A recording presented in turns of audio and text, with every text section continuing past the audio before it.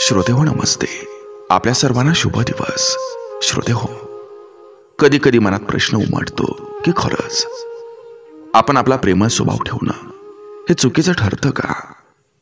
कारण जेव्हा आपण माणसांशी मनापासून चांगलं वागतो ना, कधी कधी त्यांच्या अडचणीमध्ये त्यांच्यासोबत उभा राहतो ना, पण तेव्हा मात्र त्याच माणसांकडून त्रास मिळणं हे फार वेदनादायक असतंय.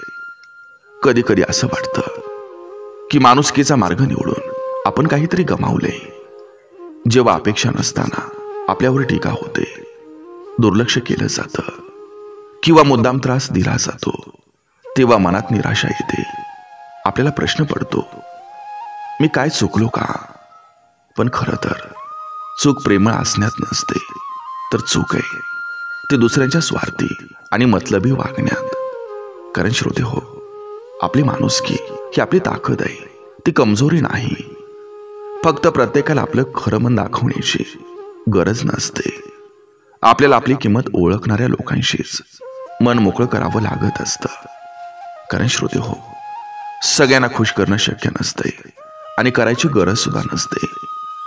जे लोक आपल्या चांगुलपणाचा गैरफायदा घेतात ना, ते आपल्याला नाही तर स्वतःलाच हरवत असतात. आपला स्वभाव ही आपली ओळख असते, तो बदलणं गरजेचं नाही, पण कोणासमोर तो व्यक्त करायचा हे समजून घेणं मात्र अत्यंत गरजेचं असतंय. आणि म्हणूनच श्रोते हो, त्रास झाला असला तरी प्रेमळपणाला कधी सोडू नका. त्या स्वभावामुळं तुम्ही खास आहात. फक्त आता अनुभवानं शानपण आलंय. कोणासमोर प्रेमळपणा दाखवायचा आणि कोणापासून स्वतःला वाचवायचं हे समजून घेणं फार गरजेचं आहे. कारण माणुसकी हरवली तर जगण्याला अर्थ राहत नसतोय. बघा, पडतंय का? नक्की विचार करूया. चला, आजही आपल्यासाठी सुंदर विचारांची ही शिदोरी, ही मालिका अशीच पुढे घेऊन आलोय. चला, करूया सुरुवात सुंदर विचारांना, सुंदर सुविचारांना.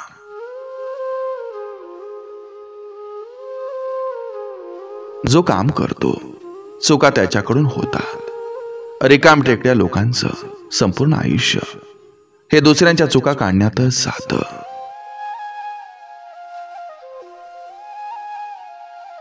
खोट्याजवळ मेळा असतो आणि सत्य गर्दीत सुद्धा एकटं असतं. शेवटी मेणबत्तीला कळतं की तिला त्याच धाग्यानं बर्बाद केले ज्या धाग्याला तिनं हृदया जागा दिली होती.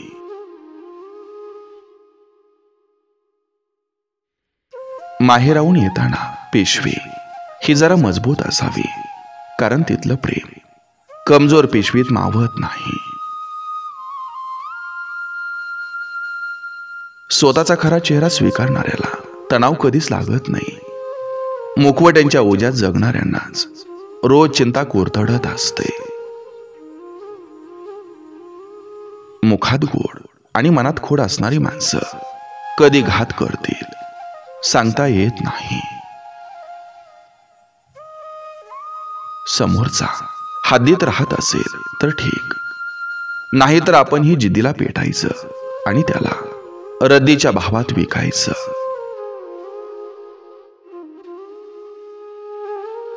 माणूस स्वार्थासाठी वारानुसार देव बदलतो आणि गरजानुसार नाते बदलतो. कोणाला सांभाळायचं आणि कोणापासून सांभाळून राहायचं हे ओळखायला शिकावं. कारण आपल्या काड्या करणारे आपलेच असतात.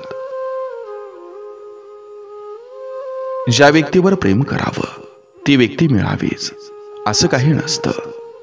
त्या व्यक्तीच्या मनात सुद्धा आपण आहोत ही भावनाच आयुष्यभर पुरणारी असते.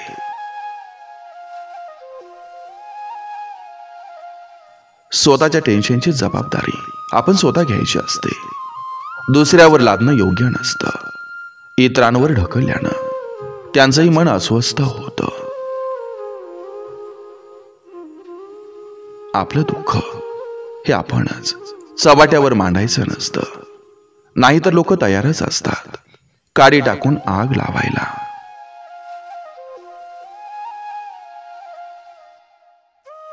माणसाच्या जगण्याला कारण असावं, पण प्रत्येक वेळी कारण देत जगणं नसावं.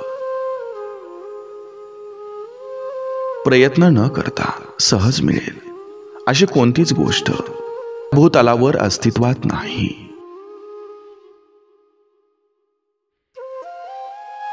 क्षण जातात, आठवणी राहतात. म्हणून जेव्हा आपले जवळ असतात तेव्हा त्यांना वेळ द्या, प्रेम द्या, कारण वेळ परत येत नसतो.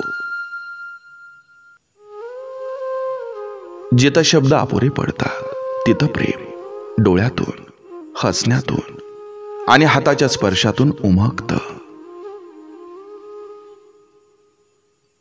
तुमच्या यशाची कहाणी कधी सर्वांना पटणार नाही, कारण काही लोक अजूनही तुमचं अपयश बघायला थांबलेत. क्षण फसवतात, माणसं निघून जातात, पण हात सोडताना डोळे मात्र रडत राहतात.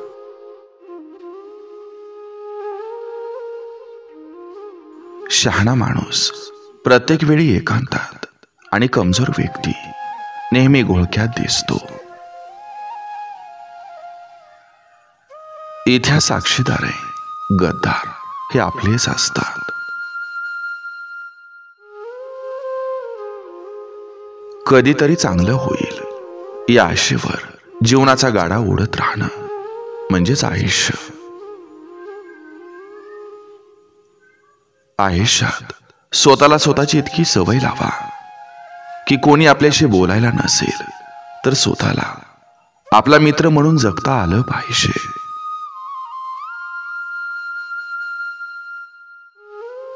गडबड, आवाज, आरडाओरडा हे साध्या भोळ्या मनमोकळ्या स्वभावाचं लक्षण असतं, कारण आतल्या गाठीची माणसं ही गप्प असतात.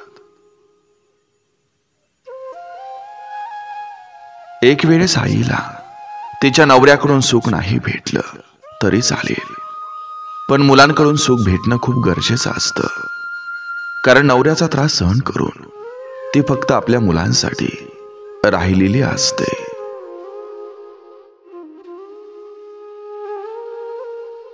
शरीरावरचा घाव बरा होतो, पण मनावरचा घाव सहजासहजी बरा करता येत नाही. रागाच्या भरात बोलताना भान ठेवून वागण्याची गरज असते.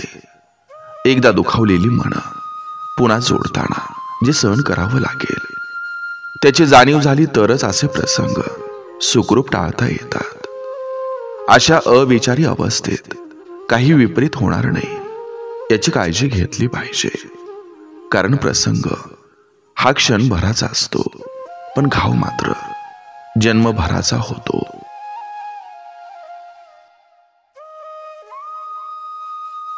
वर्तमान काळात वावरणारा माणूस कायम सुखात असतो.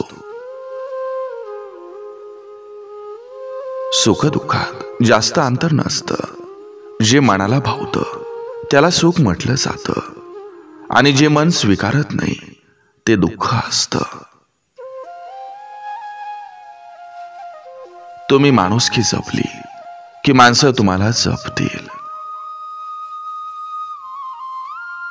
ओढ भावनेची असेल तर तिथं शरीर सुखाची आशा नसते, आणि जिथं त्या सुखाची अपेक्षा असते तिथं भावनेला किंमत नसते. दोन शरीर एक होण्यासाठी वासनेच्या आहारी जाणारे खूप आहेत, पण एक होण्यासाठी फक्त एक आलिंगन, एक घट्ट मिठी सुद्धा वासनेच्या क्षितिजा पार घेऊन जाते. असं प्रेम वेगळं होऊन सुद्धा मनात बांधून ठेवतं, अखेरपर्यंत निरपेक्ष.